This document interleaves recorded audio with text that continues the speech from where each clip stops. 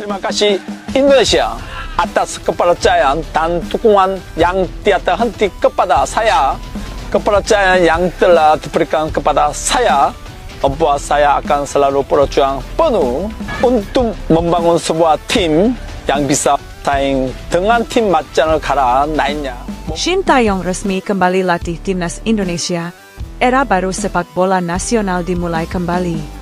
Jakarta, 21 Juni 2025. Setelah melalui berbagai spekulasi, desas-desus, dan debat publik selama beberapa bulan terakhir, akhirnya PSSI, Persatuan Sepak Bola Seluruh Indonesia, secara resmi mengumumkan kembalinya Shin Tae-yong sebagai pelatih kepala timnas Indonesia. Pelatih asal Korea Selatan itu kembali menduduki kursi panas yang sempat ia tinggalkan pada akhir 2024, menggantikan Patrick Kluivert yang resmi diberhentikan setelah hasil yang dianggap tidak memuaskan dalam sejumlah laga internasional.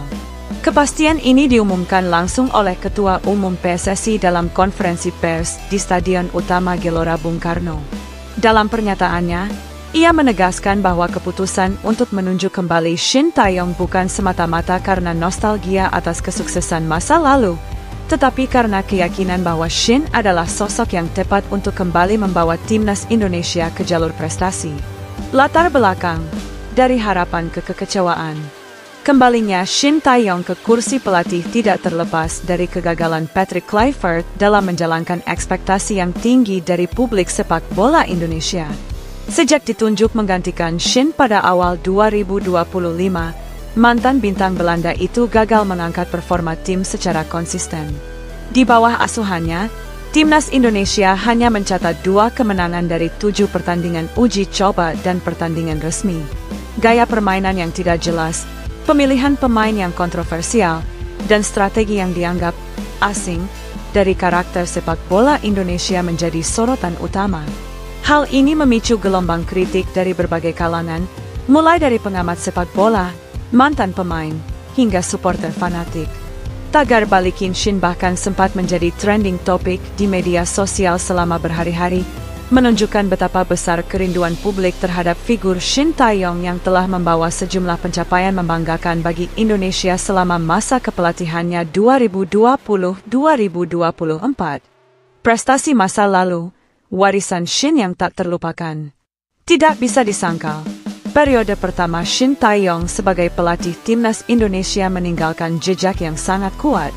Pelatih yang pernah membawa Korea Selatan ke babak 16 besar Piala Dunia 2010 sebagai asisten dan menang atas Jerman pada Piala Dunia 2018 itu berhasil mengubah wajah sepak bola Indonesia secara signifikan. Di bawah kepemimpinannya, Indonesia lolos ke final Piala AFF 2020, tampil meyakinkan di kualifikasi Piala Asia, dan berhasil mengorbitkan pemain-pemain muda potensial seperti Marcelino Ferdinand, Pratama Arhan, dan Rafael Struijk. Tidak hanya hasil, tapi cara bermain timnas pun mengalami evolusi, lebih disiplin, agresif, dan percaya diri. Shin dikenal sebagai pelatih yang sangat detail, keras dalam latihan, tetapi juga peduli terhadap perkembangan individu pemain. Filosofi permainannya yang menggabungkan pressing tinggi, transisi cepat, dan fleksibilitas taktik menjadi dasar pembangunan timnas yang lebih modern. Alasan kembalinya Shin, kombinasi tekanan dan strategi. Kembalinya Shin ke kursi pelatih bukan terjadi begitu saja. Menurut sumber internal PSSI, negosiasi telah dilakukan secara tertutup sejak sebulan terakhir setelah hasil buruk di ajang kualifikasi Piala Dunia 2026 zona Asia. Selain itu, desakan publik juga menjadi faktor yang tidak bisa diabaikan. Beberapa pemain senior timnas Indonesia juga kabarnya menyampaikan aspirasi mereka kepada PSSI, menyatakan kerinduan terhadap metode dan kepemimpinan Shin Tae-yong. Di sisi lain, Shin sendiri juga menunjukkan ketertarikan untuk kembali melatih, terlebih setelah beberapa tawarannya dari klub Korea dan Jepang tidak menemui kesepakatan. Dalam konferensi pers perdananya sebagai pelatih baru, Shin Tae-yong menyatakan, "Saya tidak pernah merasa benar-benar pergi dari Indonesia. Hati saya tetap di sini. Saya tahu tantangannya akan lebih besar kali ini, tapi saya siap. Kita tidak mulai dari nol. kita melanjutkan perjuangan yang pernah kita bangun bersama. Tantangan ke depan, ekspektasi, konsistensi, dan pembinaan. Meski euforia menyambut kembalinya Shin sangat besar, tugas yang diembannya tidak akan mudah.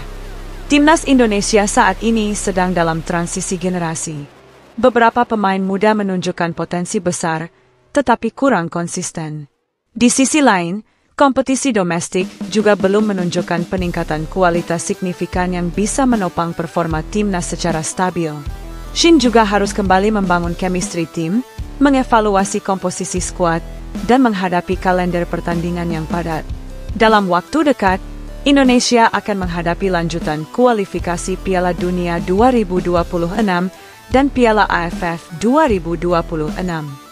Dua ajang ini akan menjadi ujian awal apakah kembalinya Shin adalah keputusan yang benar atau sekadar romantisme masa lalu. Selain itu, isu naturalisasi juga akan kembali menjadi perbincangan.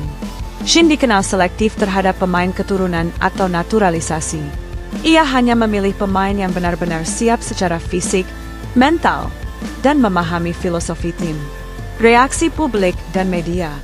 Respons publik terhadap pengangkatan kembali Shin sangat positif. Media sosial dibanjiri dengan ucapan selamat datang, meme lucu, dan harapan tinggi.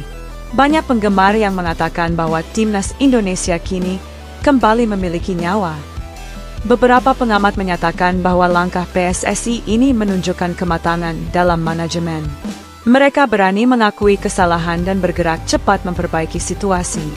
Namun, tidak sedikit pula yang mengingatkan bahwa Shin harus diberi ruang dan waktu. Ia tidak bisa diharapkan langsung membawa hasil instan. Kestabilan jangka panjang dan dukungan menyeluruh dari PSSI, klub, supporter, hingga media adalah kunci suksesnya periode keduanya ini. Penutup, harapan baru, jalan lama. Kembalinya